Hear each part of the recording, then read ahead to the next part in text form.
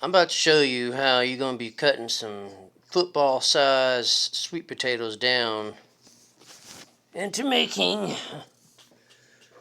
this big old beautiful pile of sweet potato home fries. It's going to be seasoned with a homemade seasoning that you can use. Most of the time on the big stuff, I use Obertha here. Just your run-of-the-mill cleaver. You got to be very careful. You can sit down, but you got to be very careful with that. It's usually standing up because you don't want to cut your finger off. The next time when you go cutting them, you want to start whittling them down with your paring knife. And you got to be very diligently about it. You don't want thick cut fries, and you don't want thin cut fries. You want them right in between. Kind of like the shoestring fries McDonald's has. You get a faster and more funner taste out of cutting your fries that small. Steak fries, that's even longer cooking. Who the heck wants to cook that long? All right, this is Lieutenant Six Guns. And we are going on an adventure of low sodium cooking. If you're on a low sodium diet, chances are you're eating at home a lot. I'm going to be showing you some recipes and different southern delicacies that you can substitute things out.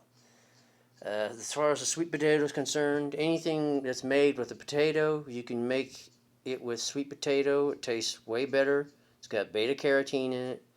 It's got another element in there that's good for your body. Considering this is a very low sodium or low starch, there's very little starch in your sweet potato. A lot of taste, I can tell you that. I tasted some sweet potato fries at used to be Bricktown Brewery. I'm pretty sure it's what it is still now, downtown Fort Smith, Arkansas on Garrison.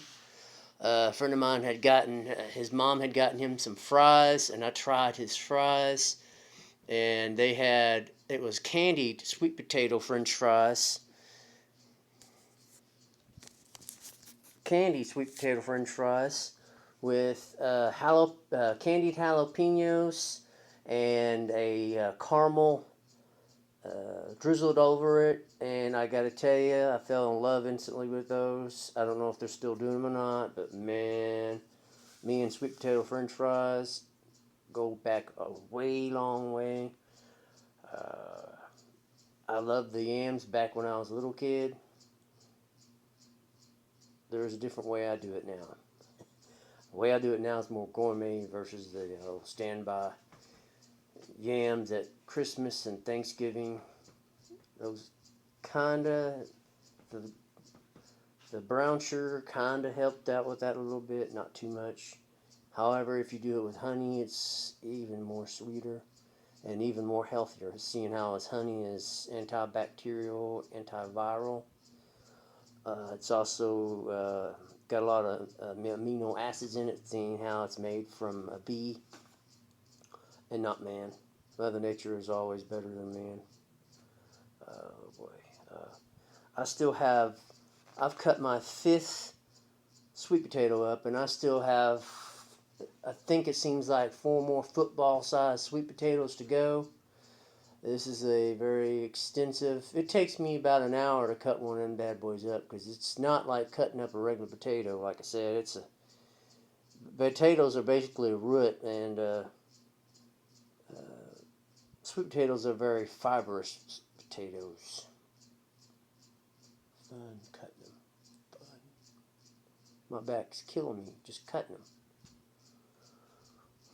Because apparently with veneers, it forces your neck to lock up after a while, and you start having headaches.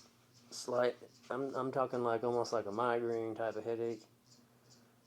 So me cooking is going to be very time labored, and it won't be very much me cooking